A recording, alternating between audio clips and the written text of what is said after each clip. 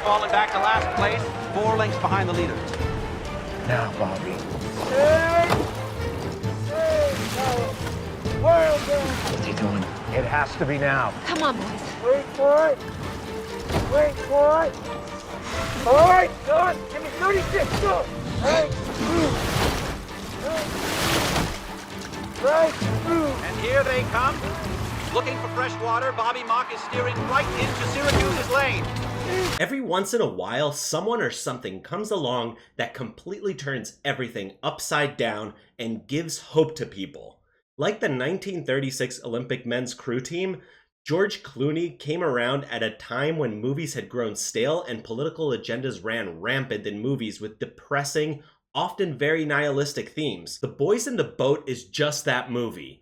But was it really as bad as the so-called journalists and the access media are saying it is? And what could George Clooney have done differently? Join me, dear viewer, as I dive deep into the world of crew and its strong athletes. The Boys in the Boat is a movie based on a book, which itself was based on a real-life story. During the Great Depression nearly a century ago, people didn't have anywhere to sleep or anything to eat. More than a quarter of the American population was unemployed. Times were tough. And you know what they say about tough times? They create tough people. We could really use a little more of that these days given how weak society has become. A little quick story about me. I actually rowed crew in high school, college, and a master's team after I graduated. When I say I love rowing, I really mean it. There's a certain magic about seeing the sun rise on a nice, cool, crisp day in the fall. The leaves are changing colors, the geese are training to fly south for the winter, the barely audible sound of the oars entering the water of a perfectly timed crew.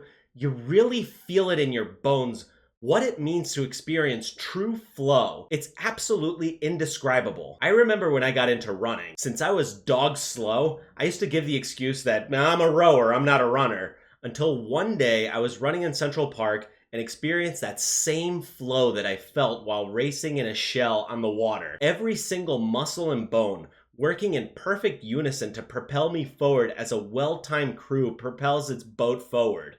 Nothing even comes close to describing that magic. Until now. Imagine my surprise when I heard George Clooney was adapting one of my favorite biographical history books in The Boys in the Boat. I was so excited when I watched the trailer. I watched it over and over and just couldn't wait to see it on the big screen. The movie and the book tell the story of Joe Rance when he joined the University of Washington crew team, and through hard work, dedication, and sheer grit, the crew went on to win the Olympic gold medal at the Berlin Olympics in 1936. Yes, that Olympics. The one where Jesse Owens completely embarrassed our venerable German friend in his quest for world dominance.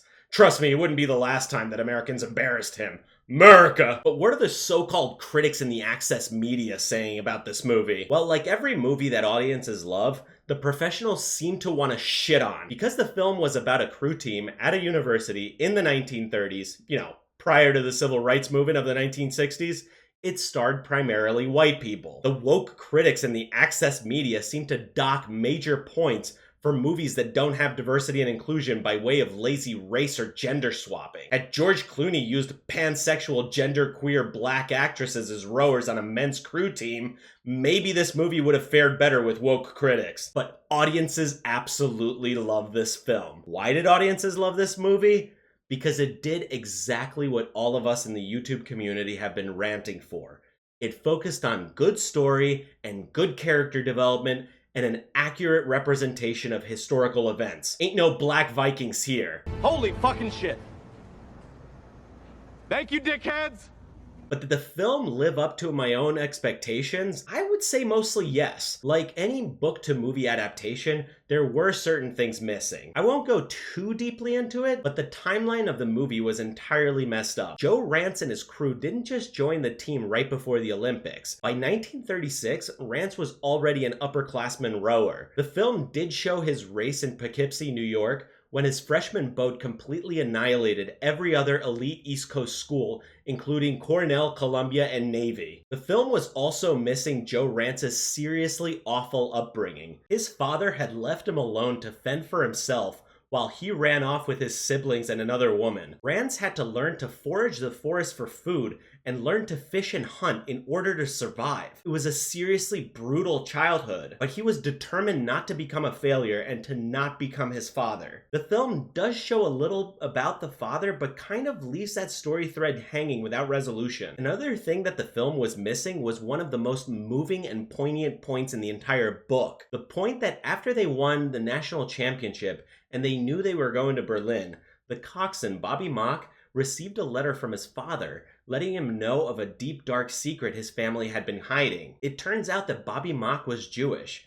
Leaving this part out of the film, I feel, was a mistake, because it would have added a tremendous amount to the stakes going into Berlin and Nazi Germany. I thought that was one of the sweetest parts of the book and really showed the tremendous amount of character that the real Bobby Mock had. Likewise, another thing missing from the film that would have added to the story and character development a bit was the summer job Joe Rance and two of his teammates had. They worked in the blazing heat of summer, dangling off the sides of cliffs in order to build the dam. This not only brought them closer together as friends, but it also helped build even more physical strength that would come in handy that season. And speaking of the training leading up to Berlin, the film didn't show the brutal conditions of the team rowing in freezing rain, sleet, and snow that the 1935-1936 winter had brought upon Seattle and the Northwest. But anyway, you can't have it all in a movie adaptation. What the film did well was how it showed a fresh take on the classic underdog story in sports. It did so in a nuanced and poignant way. One thing I particularly enjoyed seeing was the relationship between Joe and his future wife Joyce, and how invested she was in him and his team. When Princeton, Cornell, and the United States Olympic Committee tried to fuck over the dominant Washington team by not giving them any funding, the whole of the Seattle and greater Washington state area banded together to raise money for the team to be able to go to Berlin. This was a very sweet point in the book that was captured just as sweetly in the movie. Another thing that was captured quite well was how the stroke, the first man on the team that together with the coxswain sets the pace of the boat, got ridiculously sick just before racing in the first stage of the competition. Don Hume got pneumonia as soon as they got to Germany and had to sit out most of the practices leading up to the competition. But he managed to row and win while very nearly dying. That's some true strength right there. Also, the film showed one of the most egregious events in the entire Olympics that year. The Nazi German organizers decided to fuck over the American boat by placing them in the far lane that was known for choppier waters and heavier wind. And despite all those challenges, they ended up winning the gold medal. The film was very well done in my humble opinion. It was a very accurate representation of the sport of rowing. In order to join a crew team, you not only have to be insanely strong and athletic, but you have to have a strong mind to overcome minor failures like catching a crab, which in rowing speak for the blade of your oar not entering and exiting the water in the right way, thrusting the handle back towards your face. I remember I caught a crab this one time and the oar swung past me in the sixth seat and hit the guy behind me square in the face. I still feel bad about that one. The film definitely showed all these kinds of minutia of rowing, and it did so very well. Overall, The Boys in the Boat was a fun, family-friendly underdog sports movie with some sweet and moving moments. George Clooney painstakingly made sure to accurately capture the magic of rowing crew and absolutely succeeded. I hope that this movie inspires more people to join their local crew teams so they can all experience the magic of rowing. If you weren't able to catch this movie in theaters, worry not. It'll be releasing on streaming platforms on January 16th. But what are your thoughts on this? Did you enjoy The Boys in the Boat? And do you think it was an accurate representation of crew teams in the sport of rowing? Please do let me know down below in the comments, and as always, hit that like button, ring that notification bell, and smash that subscribe button, and I'll see you in the next one.